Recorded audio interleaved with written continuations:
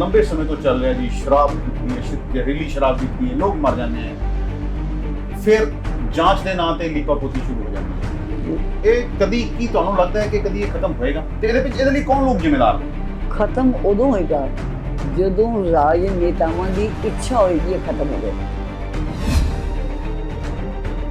ਜਿਹੜੀ ਸ਼ਰਾਬ ਨਾਲ ਲੋਕ ਮਰੇ ਉਹੀ ਸ਼ਰਾਬ ਪਿਲਾ ਕੇ ਤਾਂ ਵੋਟ ਲੈਂਦੇ। ਚਾਹੇ ਇਹ ਹੋ ਸਕਦਾ ਹੈ ਕਿ ਉਹੀ ਸਰਪੰਚ ਤੇ ਪੰਚਾਇਤ ਉੱਥੋਂ ਹੀ ਸ਼ਰਾਬ ਲੈ ਕੇ ਤੇ ਇਲੈਕਸ਼ਨ ਲੜਦੀ ਹੋਵੇ ਔਰ ਕਿ ਐਮਐਲਏ ਨੂੰ ਨਹੀਂ ਪਤਾ कि केड़े सरपंच सानू कित्थों शराब इकट्ठी करके भेजते हैं। सवाल तो ये है कि क्या सरकार शराब ना पियो ऐसा कोई आंदोलन चलाएगी?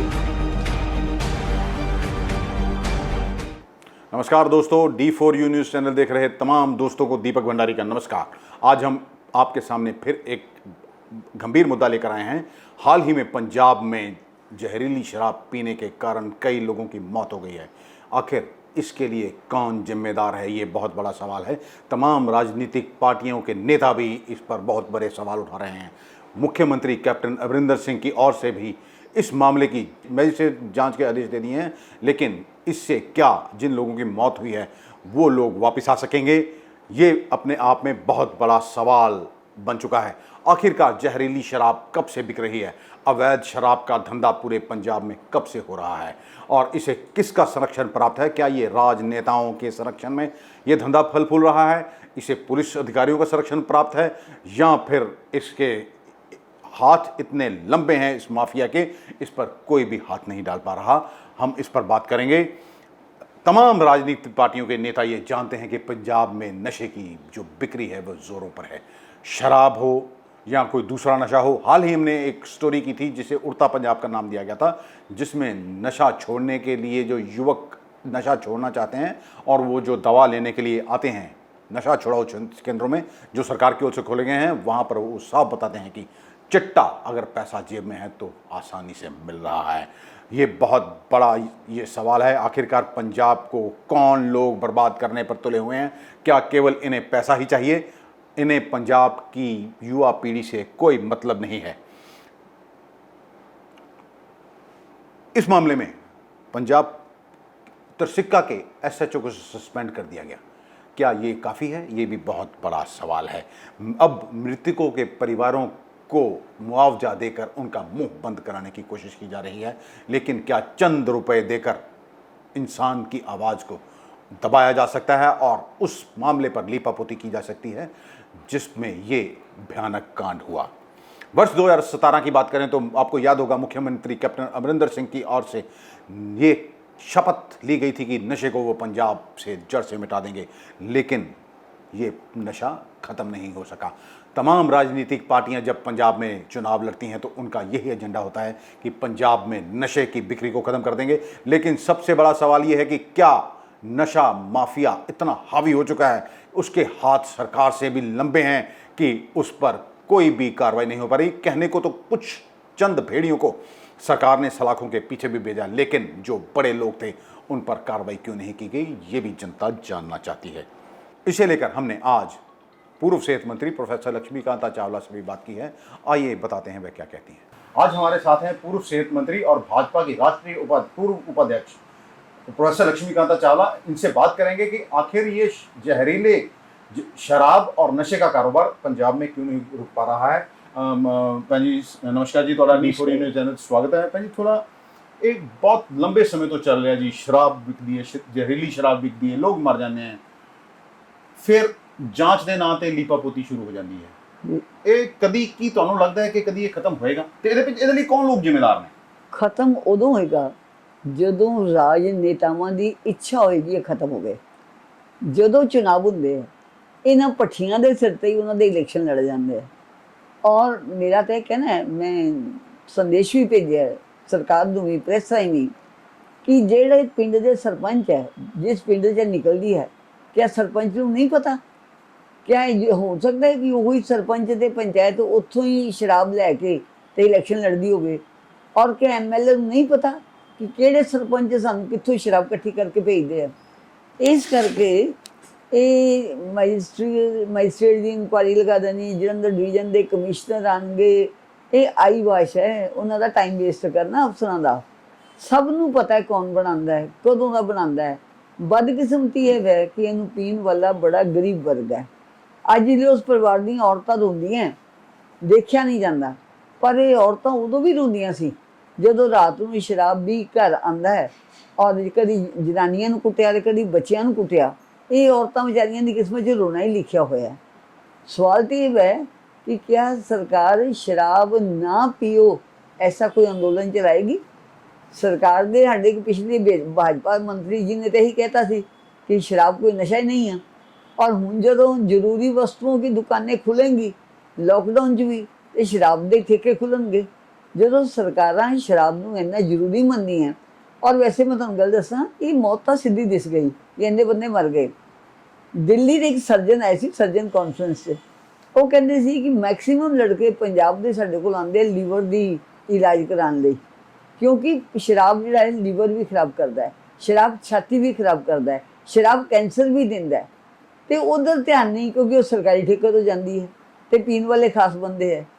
ਇਸ ਕਰਕੇ ਇਹ ਤਾਂ ਗਰੀਬ ਵਿਚਾਰਾ ਜਿਹੜਾ ਹੈ ਨਾ, ਕਿ ਉਹਨੇ ਸ਼ਰਾਬ ਵੀ ਪੀਣੀ ਹੈ ਤੇ ਮਰਨਾ ਵੀ ਹੈ। ਔਰ ਪਰਿਵਾਰਾਂ ਦੇ ਪਰਿਵਾਰ ਉਜੜਦੇ ਆ, ਹਰ ਵਾਰੀ ਉਜੜਦੇ ਆ। ਭੈਣ ਜੀ ਦੇਖੋ, ਹਰ ਜਦੋਂ ਵੀ ਚੁਣਾਵ ਆਉਂਦੇ ਹੋ, ਹਰ ਰਾਜਨੇਤਾ ਇਹ ਕਹਿੰਦਾ ਹੈ ਕਿ ਨਸ਼ੇ ਨੂੰ ਅਸੀਂ ਖਤਮ ਕਰ देंगे, हम नशा जड़ से मुका देंगे। मगर वो ठीक है, पर वो शराब को नशा मानते ही नहीं, करोगे क्या? ये उन्होंने कोई जो हीरोइन खा कर तो नहीं मरे, कोई शराब पीकर मरे।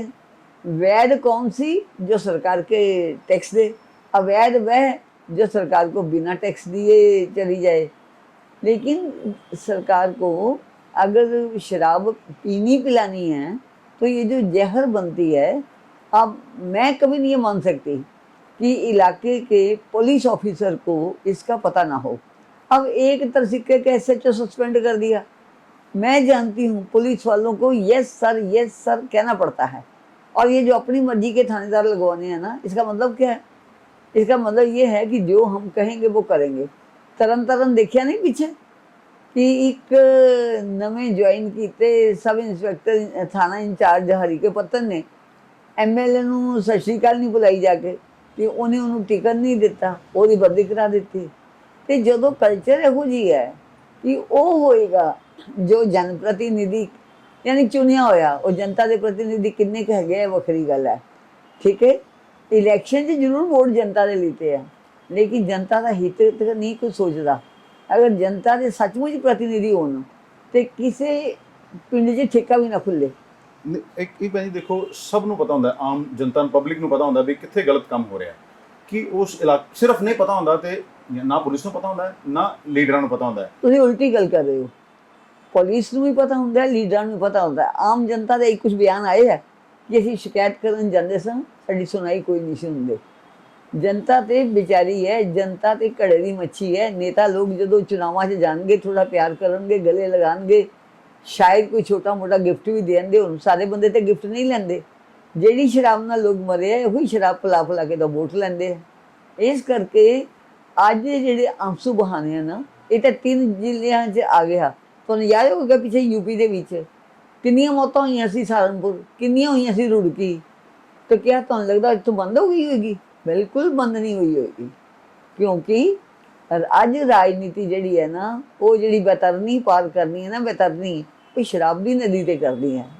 ਕਹਿੰਦੀ ਅੰਮ੍ਰਿਤਸਰ 'ਚ ਵੀ ਇੱਕ ਇਲਾਕਾ ਹੈ ਅਨਗੜ੍ਹ, ਜਿੱਥੇ ਬੜਾ ਰੌਲਾ ਪੈਂਦਾ ਸੀ ਜੀ, ਇੱਥੇ ਨਜਾਇਜ਼ ਸ਼ਰਾਬ ਦਾ ਧੰਦਾ ਹੁੰਦਾ ਹੈ।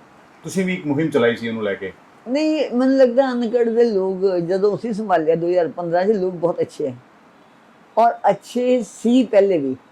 ਇਹ ਪੋਲੀਟੀਸ਼ੀਅਨ ਤੇ ਪੁਲਿਸ ਵਿਚਾਰੀ, ਮੈਂ ਪੁਲਿਸ ਨੂੰ ਵਿਚਾਰੀ ਕਹਿੰਦੀ ਹਾਂ, ਕਿ ਥਾਣੇਦਾਰ ਵੀ ਉੱਥੇ ਆਪਣੀ ਮਰਜ਼ੀ ਦਾ ਲਵਾਉਂਦੇ ਸੀ।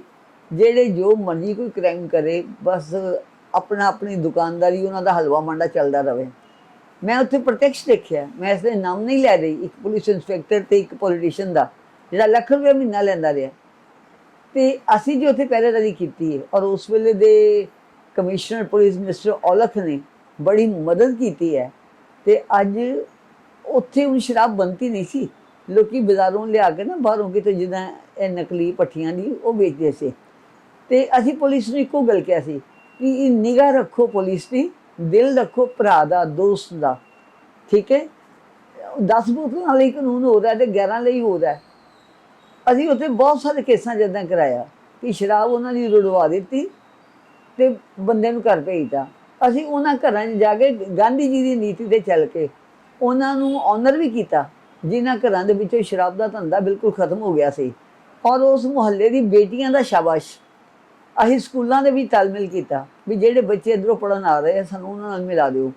ਬੇਟਿਆਂ ਨੇ ਤਾਂ ਘਰ 'ਚ ਮਦਦ ਕੀਤੀ, ਬੇਟੀਆਂ ਨੇ ਸਾਨੂੰ ਇੱਕ ਲਿਸਟ ਦੇ ਦਿੱਤੀ ਪੂਰੀ ਦੀ ਪੂਰੀ ਕਿ ਇਹ ਘਰ ਹੈਗੇ ਜੀ। ਕੁਛ ਔਰਤਾਂ ਸੀ, 8 ਜ਼ਿਆਦਾ ਘਰ ਨਹੀਂ ਸੀ, 1 ਦਰਜਨ ਤੋਂ ਜ਼ਿਆਦਾ ਨਹੀਂ ਸੀ, 3 ਔਰਤਾਂ, 8 ਜਾਂ 9 ਪੁਰਸ਼। ਉਹਦੇ ਕਰਕੇ ਸਾਰਾ ਮੁਹੱਲਾ ਬਦਨਾਮ ਸੀ। ਪਰ ਉੱਥੇ ਹੁੰਦਾ ਜੋ ਕੁਛ ਸੀ, ਪੁਲਿਸ ਦੀ ਛਤਰ ਛਾਇਆ, ਜਿਵੇਂ ਮਰਜ਼ੀ ਨਾਲ ਨਹੀਂ ਕਹਿੰਦੀ, ਛਤਰ ਛਾਇਆ ਨਾਲ। ਔਰ ਉੱਥੇ ਥਾਣੇ ਦੇ ਬੰਦੇ ਉਹ ਹੀ ਲਾਏ ਜਾਂਦੇ ਸੀ ਜਿਹੜੇ ਉਸ ਇਲਾਕੇ ਦੇ ਲੋਕਾਂ ਨੂੰ ਖੁੱਲ੍ਹਾ ਕੰਮ ਕਰਨ ਦੇਣ, ਕਿਉਂਕਿ ਇਲੈਕਸ਼ਨ 'ਚ ਭੀੜ ਲੈ ਕੇ ਵੀ ਉਹਨਾਂ ਨੇ ਆਉਣਾ।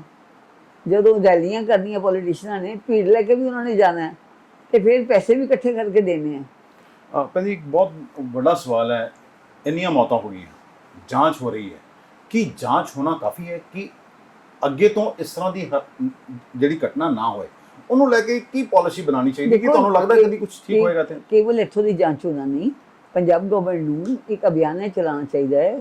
ਇੱਥੇ ਤਾਂ ਵਿਚਾਰੇ ਰੋਂਦੇ ਪਕੜੇ ਗਏ ਨਾ, ਜਿਨ੍ਹਾਂ ਦੇ ਬੰਦੇ ਵਿਚਾਰੇ ਚਲੇ ਗਏ ਦੁਨੀਆ ਤੋਂ। ਸਾਰੇ ਪੰਜਾਬ ਦਾ ਵਿੱਚ ਹੀ ਲਗਾ ਦੇਣ ਨਾ ਡਿਵੀਜ਼ਨ ਵਾਈਜ਼ ਆਫਿਸਰ, ਕਿ ਉਹਦਾ ਕੰਮ ਇਹੋ ਹੀ ਹੈ। ਔਰ ਉਹਦੇ ਵਿੱਚ ਯੈਸ ਸਰ ਵਾਲੀ ਕਲਚਰ ਖਤਮ ਕਰ ਦਿੱਤੀ ਜਾਏ। ਕੋਈ ਵੱਡਾ IPS ਅਫਸਰ ਜਿਹਦਾ ਸਾਖ ਅੱਛੀ ਹੈ ਕਿ ਕਿਸੇ ਦਬਾਅ 'ਚ ਨਹੀਂ ਆ ਸਕਦਾ, ਉਹ IPS ਅਫਸਰ ਇੱਥੇ ਲਗਾਤਾ ਜਾਵੇ।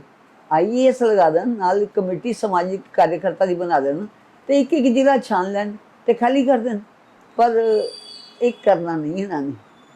ਵੈਸੇ ਵੀ 2022 ਦੇ ਚੁਣਾਵ ਨੇੜੇ ਆ ਰਹੇ ਨਾ, ਤੇ ਕਰਨਾ ਨਹੀਂ ਇਹਨਾਂ ਨੇ। ਭਾਈ, ਕੀ ਤੁਹਾਨੂੰ ਲੱਗਦਾ ਹੈ ਕਿ ਜਿਹੜਾ ਇਹ ਬਹੁਤ ਵੱਡਾ ਨੈਕਸਸ ਬਣ ਚੁੱਕਿਆ ਹੈ, ਰੇਤ ਮਾਫੀਆ ਦੇ, ਮਾਈਨਿੰਗ ਮਾਫੀਆ ਤੇ ਰੋਕ ਨਹੀਂ ਲੱਗ ਪਾ ਰਹੀ, ਸ਼ਰਾਬ ਮਾਫੀਆ ਤੇ ਰੋਕ ਨਹੀਂ ਲੱਗ ਪਾ ਰਹੀ, ਚਿੱਟੇ ਦਾ ਕਾਰੋਬਾਰ ਜਿਹੜਾ ਉਹ ਹੋ ਰਿਹਾ ਹੈ, ਇਹ ਸਭ ਚੀਜ਼ਾਂ ਮਿਲਾ ਕੇ ਪੰਜਾਬ ਨੂੰ ਖੋਖਲਾ ਕਰ ਰਹੀਆਂ, ਤੇ ਇਹਦਾ ਅਲਟੀਮੇਟਲੀ ਹੱਲ ਕੀ ਹੈ? ਦੇਖੋ, ਇਸ ਹੈਗਾ ਹੱਲ ਤੇ ਪ੍ਰਸ਼ਾਸਨਿਕ ਤੇ ਸ਼ਾਸਕੀ ਇੱਛਾ ਸ਼ਕਤੀ ਹੈ।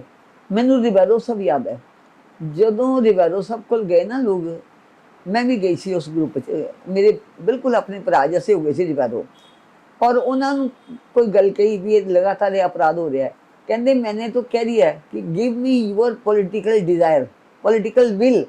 अगर ਤੁਹਾਡੀ ਇੱਛਾ ਹੈ तो मैं रातों रात क्राइम ख़त्म कर देंगा, पर क्या करूँ, उनकी ये पॉलिटिकल विल नहीं है। ਅੱਜ ਵੀ पॉलिटिकल विल ਹੋਵੇ ਤੇ ਫਿਰ ਇਹ ਕੰਮ ਹੋ ਸਕਦਾ, ਕੋਈ ਕਠਿਨ ਕੰਮ ਨਹੀਂ ਹੈਗਾ। ਕਮ ਸੇ ਕਮ ਦੇਖੋ, ਸਾਡੇ BSF ਨੇ ਇਹਨਾਂ ਦਿਨਾਂ 'ਚ ਬਹੁਤ ਸਾਰੇ ਨਸ਼ੇ ਪਕੜੇ ਆ, ਕਰੋੜਾਂ ਦੇ, ਠੀਕ ਹੈ। ਤੇ ਉਹਨਾਂ ਨੇ ਤਰਨਤਾਰਨ ਦੇ ਜਿਹੜੇ SSP ਰਹੇ ਹੈ, ਉਹਨਾਂ ਨੇ ਬਹੁਤ ਸਾਰੇ ਨਸ਼ੇ ਖੋਰਾਂ ਦੀ, ਤਸਕਰਾਂ ਦੀ ਪ੍ਰੋਪਰਟੀ ਵੀ ਅਟੈਚ ਕੀਤੀ ਹੈ।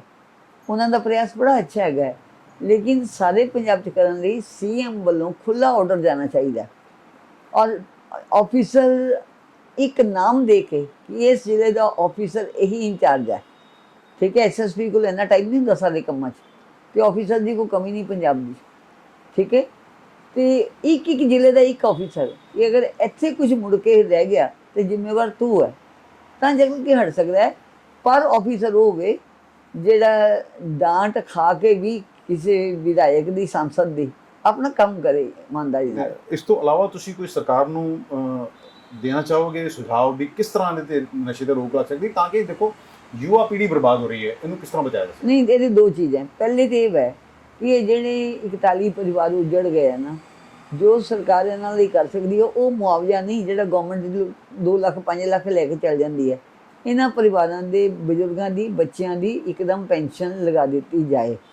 ਔਰ ਅਗਰ ਉਸ ਪਰਿਵਾਰ 'ਚ ਕੋਈ ਸ਼ਰਾਬੀ ਹੈ ਤੇ ਉਹਨੂੰ ਫਿਰ ਨਸ਼ਾ ਕੇਂਦਰ ਭੇਜ ਦਿੱਤਾ ਜਾਏ। ਇਹ ਤਾਂ 41 ਪਰਿਵਾਰਾਂ ਦੀ ਗੱਲ ਹੈ, ਸਾਰੇ ਪਰਿਵਾਰਾਂ ਦੀ, ਸਾਰੇ ਪੰਜਾਬ ਦੀ ਨਹੀਂ ਕਰ ਰਹੀ, ਤਾਂ ਕਿ ਉਹਨਾਂ ਦੇ ਲੋਕ ਅੱਗੇ ਫਿਰ ਮੁੜ ਕੇ ਕੋਈ ਨਸ਼ਾ ਵੇਚਣ ਨੂੰ ਧੰਦਾ ਨਾ ਬਣਾਉਣ। ਬਟਾਲੇ 'ਚ ਇੱਕ ਔਰਤ ਰਹੀ ਹੈ ਪਹਿਲੇ, ਉਹ ਇੱਕ ਨੇਤਾ ਜੀ ਦੇ ਨਾਲ ਮਿਲ ਕੇ ਸਾਰਾ ਹੀਰੋਇਨ ਦਾ ਧੰਦਾ ਕਰਦੀ ਸੀ।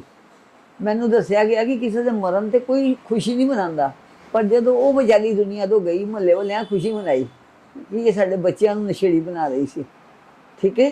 ਤੇ ਪਹਿਲੀ ਗਵਰਨਮੈਂਟ ਦੀ ਇੱਛਾ ਸ਼ਕਤੀ, ਦੂਜੀ ਗੱਲ ਉਹ ਸ਼ਰਾਬ ਨੂੰ ਨਸ਼ਾ ਮੰਨਣ। ਇਹ ਜੋ ਵੈਧ ਸ਼ਰਾਬ ਔਰ ਅਵੈਧ ਸ਼ਰਾਬ ਹੈ ਨਾ, ये कोई बात नहीं है। शराब ही शराब है। ਤੁਹਾਨੂੰ ਪਤਾ ਹੈ ਸ਼ਰਾਬ ਦਾ ਮਤਲਬ ਕੀ ਹੈ? ਸ਼ਰ ਮਤਲਬ ਤੀਰ ਤੇ ਆਬ ਦਾ ਮਤਲਬ ਪਾਣੀ, ਜਿਹੜਾ ਜਾ ਕੇ ਕਲੇਜੇ 'ਚ ਸਰੀਰ 'ਚ ਤੀਰ ਵਾਂਗੂ ਵੱਜਦਾ ਹੈ, ਉਹ ਸ਼ਰਾਬ ਹੈ। ਠੀਕ ਹੈ। ਪਰ ਸਾਡੀਆਂ ਸਰਕਾਰਾਂ ਨੂੰ ਕੀ ਕਹੀਏ, ਕੇਵਲ ਪੰਜਾਬ ਨਹੀਂ, ਬਹੁਤ ਸਾਰੇ ਦੂਜੇ ਸੂਬਿਆਂ 'ਚ ਵੀ हर चीज़ बंद हो सकती है, ठेका बंद नहीं हो सकता, क्योंकि ठेके तो कमाई जानी सरकार ने। ये बहुत बड़ी मुसीबत है। धन्यवाद आपका। ये थी प्रोफेसर लक्ष्मीकांता चावला, जिन्होंने बेबाकी से बताया है कि अगर सरकार की इच्छा शक्ति हो तो हर एक अपराध पर काबू लग सकता है, चाहे वो अवैध शराब का कारोबार हो या कोई भी अवैध कारोबार हो। जब तक इच्छा शक्ति नहीं होगी तब तक किसी भी अवैध कारोबार पर जो है लगाम लगाना संभव नहीं है। नशा जो है इसलिए बिक रहा है क्योंकि चुनावों में राजनेता पानी की तरह शराब बहाते हैं और लोगों को पिलाते हैं। अब भट्टियां जो हैं, इतनी 100 भट्टियां जो लगी हुई हैं, वो क्या नेताओं को नहीं पता? पुलिस वालों को ये प्रोफेसर लक्ष्मीकांता जो है वो बेचारा शब्द इसलिए कहती हैं क्योंकि उनके हाथ बंधे हुए हैं। अपनी मर्जी से थाने में जहां कहीं नियुक्ति करवाई जाती है, फिर उसे वही काम दिया जाता है जो नेताओं को के लिए फायदेमंद होता है। और किस तरह ये सारा धंधा चल रहा है, युवा पीढ़ी बर्बाद हो रही है। हमने अपने चैनल के माध्यम से लोगों को भी जागरूक करने की कोशिश की है कि आप अवैध कारोबार की जानकारी हम तक पहुंचाएं। हम इसे जन तक करेंगे। हमारे साथ प्रोफेसर लक्ष्मीकांता चावला जैसे और भी कई नेता हैं जो समाज को सुधारना चाहते हैं। अमृतसर से D4U न्यूज़ के लिए दीपक भंडारी की खास रिपोर्ट।